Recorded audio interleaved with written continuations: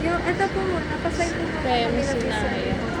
for fun. Thank you po. STEM Sinaya.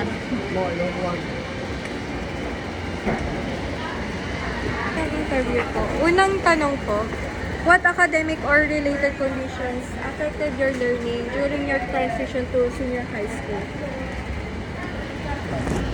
Tagalogin ka na lang. Ano mga pang-akademiko o kaugnay na kondisyon ang nakaapekto sa iyong pag-aaral sa iyong paglipat sa senior high school? Ito po, kumbaga, ano po yung mga academic factors tulad nung mas marami po ba yung ginagawa, mahirap po ba yung subjects, or panibagong grading system po?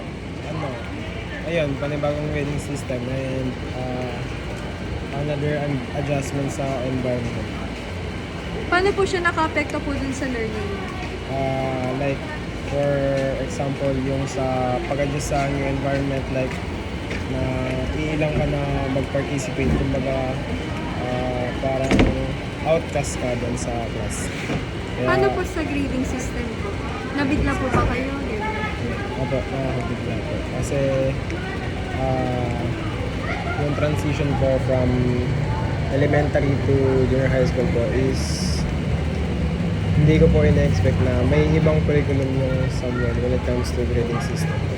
Paano kung sa grading system po ng junior to senior high school po? Ayun din, kasi nung junior high ako is consistent honor ako, and when nung pagdating ng senior high school is may bago silang curriculum, which is kapag may grade na below 83 is hindi na napasok. So ayun, nakaka-apekto sa studies, for example, loss of motivation na mag-study. Okay po. Second question po. What factors influence your experience when you shift from junior high school to senior high school as a STEM student? Tagalog po. Hindi, sige. Sige po.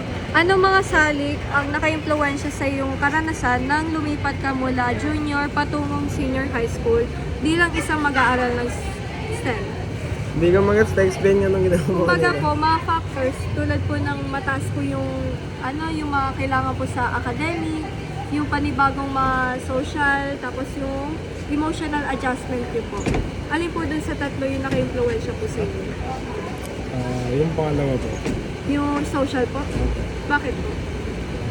Paano siya nakaka-apekto sa Sa experience po nung po kayo, transition sa paglipat sa senior high school.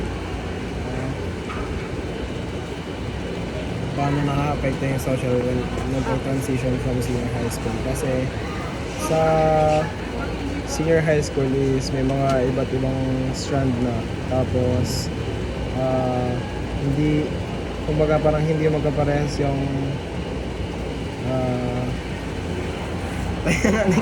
hindi ko na mag-gets. Social po, kunwari, naninibago po kayo sa mga bagong tao dahil na po sa senior high school, tapos nag-adjust po kayo, gano'n. Gano'n. Ito sagot ko. Paano po na-influence po? Paano nakaka-apekto? Nakaka-apekto sa akin kasi parang new adjustment na naman, like magkikilala ka na naman ng bagong tao, kaya nakaka-apekto siya when it comes to social. Okay po. Paano kung tanong, what perspective do you have regarding the factors that influence your experiences when transitioning from junior to senior high school? Example? Ano po, sa Tagalog po nito, ano po yung pananaw na meron kayo dun sa naka-influensya sa'yo na dun sa experience niyo po, tulad nun, yung social, sa pagbabago na pakikipag-socialize, yung panibagong makakakilala, gano'n. Ano po yung pananaw niyo doon? Para mas mag-gets ko.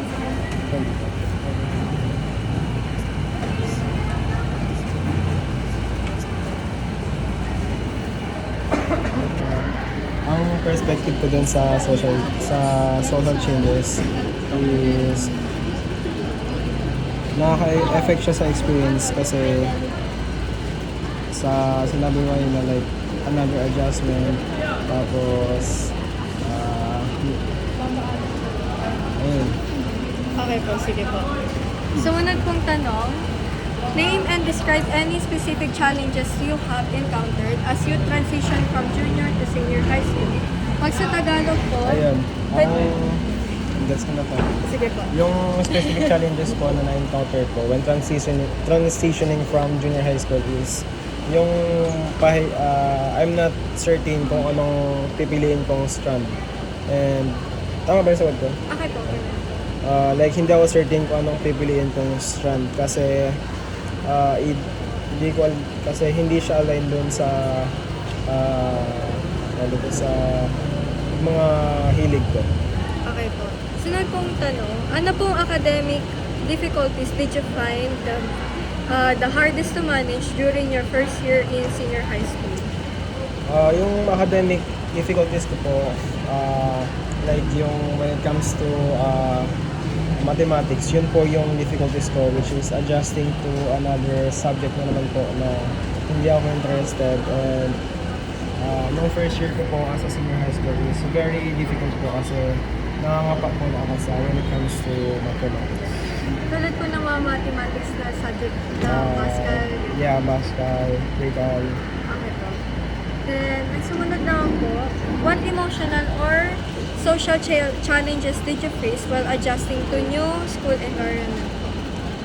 Siguro yung emotional and social challenges ko ang na-face ko nung pag-transfer ko, ay nag-adjust ako sa new school environment is like, kumbaga, parang nung una, na-introvert ako kasi hindi ko alam kung ano yung mga personalities ng mga tao kasi new school, new environment, and new set of mga ugali and personalities ko. Paano naman po sa emotional po? Nakaramdam po ba kayo ng stress, anxiety, gano'n? Stress lang kung paano mag-cope, kung paano maka-find ng way to fit in the society ng school. Okay po. Then, seventh question po. Ano po mga strategy na ginamit nyo para po ma-cope up yung challenges na na-experience nyo po sa transition during junior to senior high school? Ang strategies ko para makapag-cope is, kumbaga nag-fit in talaga ako. Like, ako yung nag-a-adjust mismo to fit in the society ng school. Okay po. Next question po. Wait lang po, sabi na po kasi yan. Ito po. Who supported and helped you, tulad po ng teachers, classmates, or family, the most during your adjustment period? And how? How po yan? Ang makasupport sa akin is yung classmates ko kasi during my adjustment period, hindi ko talaga akong alam kung paano ako mag-a-adjust. So, dahil sa akin nilala ko sila, nang dahil sa kanila is nalaman ko kung ano yung environment na pinapasukan at kinabibilangan ko. Okay po. Last question po. In what ways did you develop or change your study habits, routines, or behaviors to successfully adapt to senior high school life? Ang mga inadapt kong study habits is like yung mga, for example, yung pagka-cram is medyo na-handle ko pa nung junior high school. And nung pagdating na ng senior high is cramming, hindi nakakatulong yung cramming kasi tambak yung gawain, medyo complex yung mga subject, and syempre yung grading system is may minimum para makapasok din sa honors. Okay po. That's all. Thank you po, Len.